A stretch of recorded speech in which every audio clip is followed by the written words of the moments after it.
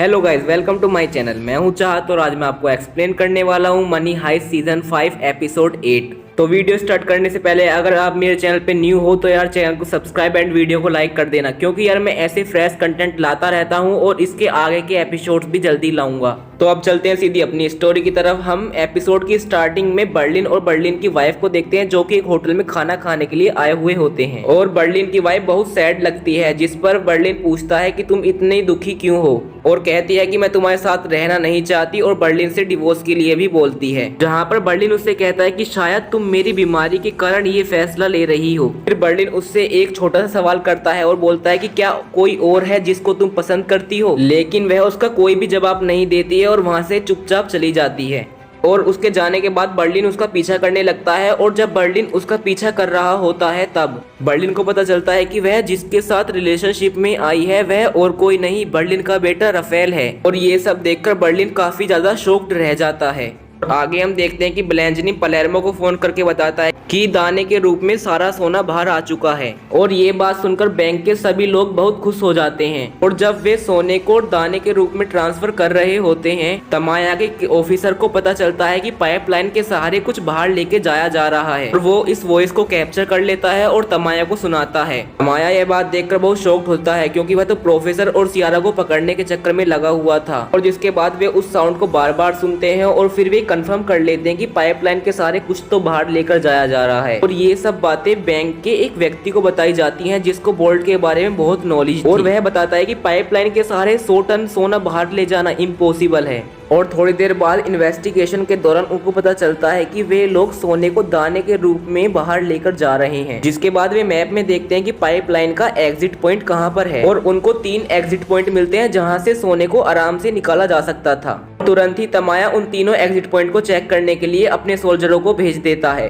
दूसरी तरफ हम देखते हैं कि स्टॉकहोम का बहुत बुरा हाल हो चुका था। उसे थोड़ी देर पहले ही पता चलता है कि डेनवर ने मनीला को किस किया है, और उसे साथ ही टोक्यो और आर्थरो की भी आवाज सुनाई दे रही थी। और जिसके बाद डेनवर उसके पास आता है और उसे संभालने की कोशिश करता है। और साथ ही स्टॉकहोम कहती है कि वह अपने लोगों के साथ नहीं रहना चाहती, क्योंकि वह अपने लोगों को हानि पहुंचा सकती है। और जहां डेनवर उसे कहता है कि वह पहले की तरह उसे एक वर्ल्ड में लेके जाएगा, जहां पर बहुत शांति होती है और दोनों ही साथ में एक अच्छा पल बिताते हैं। इस सीन में हम देखते हैं कि सेरस अपनी पूरी टीम को लेकर एग्जिट पॉइंट पर पहुंचता है, और वहां पर वो चेकिंग करता है, बट उसको वहां पर कोई भी नहीं मिलता है। और फिर वह तमाया को बताता है कि यहाँ पर कोई भी नहीं है। पहला एग्जिट पॉइंट चेक होने के बाद वे दूसरे एग्जिट पॉइंट की तरफ को निकल पड़ते हैं। दूसरी तरफ हम देखते हैं कि वो लेडी सोल्जर जो है वो काफी ज्यादा जख्मी है, और अब सोरस की पूरी टीम दूसरे एग्जिट पॉइंट पर भी पहुंच चुकी थी। जब वे अंदर जाते हैं तो उनको वहां पर भी कोई नहीं मिलता है, और उन्होंने 2 एग्जिट पॉइंट चेक कर लिए थे जहां पर उन्हें कोई भी नहीं मिला। अब लास्ट एग्जिट पॉइंट बचा था, जहां पर उन लोगों के मिलने की पूरी उम्मीद थी।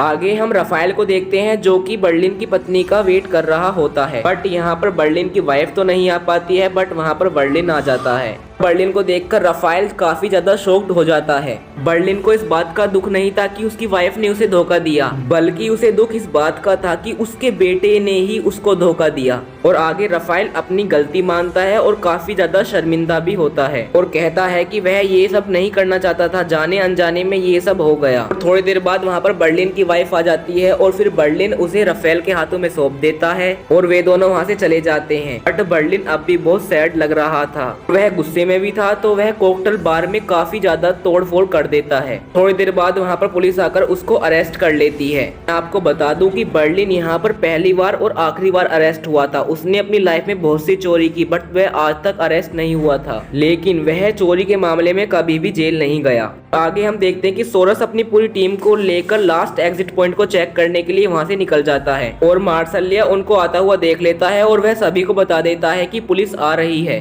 तो यहाँ पर सभी लोग गन को लेकर रेडी हो जाते हैं उन लोगों से फाइट करने के लिए। और फिर प्रोफेसर फोन करके कह देता है कि हम लोग फायरिंग नहीं करेंगे, क्योंकि मैं और खून बहता हुआ देखना नहीं चाहता हूँ। और वह सरेंडर करने का फैसला लेता है, और पुलिस के आते ही वह सब लोग अपने आप को सरेंडर कर देते हैं। और आगे हमें एक फ्लैशबैक दिखाया जाता है, जहाँ पे बर्लिन और प्रोफेसर आपस में बैठकर बात कर रहे होते हैं। और बर्लिन हाल में ही जेल से छूटकर आया है, और यहाँ पर बर्लिन प्रोफेसर से कहता है कि वह बैंक ऑफ स्पिन की चोरी को बाद में करेंगे, पहले रॉयल मिंट की चोरी करेंगे, और जिसमें में वह उसका साथ देता है, क्योंकि उसकी वाइफ और उसके बेटे ने उसको धोखा दे दिया था, इसलिए वह अपनी लाइफ को खुलकर जिएगा। आगे हम देख पाते हैं कि सब लोगों को अरेस्ट करने के बाद उन लोगों को एक वैन के अंदर बंद कर दिया था। यहाँ पर प्रोफेसर को शक होता है कि बहुत देर हो चुकी है, बट वैन यहाँ पर ही खड़ी है और ना ही किसी कार की आवाज आ रही है। और हम दूसरी तरफ सोरस की टीम को देखते हैं, जो कि तीसरे चेक पॉइंट पर पहुंच चुकी है, बट उनको वहाँ पर कोई भी नहीं मिलता है। इस बात से ये कंफर्म हो गया था कि जिन लोगों ने प्रोफेसर की टीम को अरेस्ट किया है वो लोग असली पुलिस वाले नहीं थे। और इस बात को कंफर्म करने के लिए प्रोफेसर वैन से झांकते हैं तो उन्हें वहाँ पर सिर्फ सायरन ही दिखाई देते हैं। और फिर प्रोफेसर उन लोगों को बताते हैं कि उनका सोना चोरी हो चुका है। और ये बात सुनकर सभी लोग बहुत शॉक्ड हो जाते हैं। और आगे हम देखते हैं कि जिन लोगों ने सोना चोरी किया है वह और कोई नहीं बल्कि बर्लिन का बेटा और बर्लिन की वाइफ है। उन लोगों को इस प्लान के बारे में कैसे जानकारी हुई और उन्होंने इस चोरी का प्लान कैसे किया, ये सब जानकारी हमें नेक्स्ट एपिसोड में मिलेंगी। अगर आपने मेरा चैनल सब्सक्राइब नहीं किया तो चैनल को सब्सक्राइब कर लें, क्योंकि मैं इसका नेक्स्ट एपिसोड जल्दी ही लाने वाला हूँ।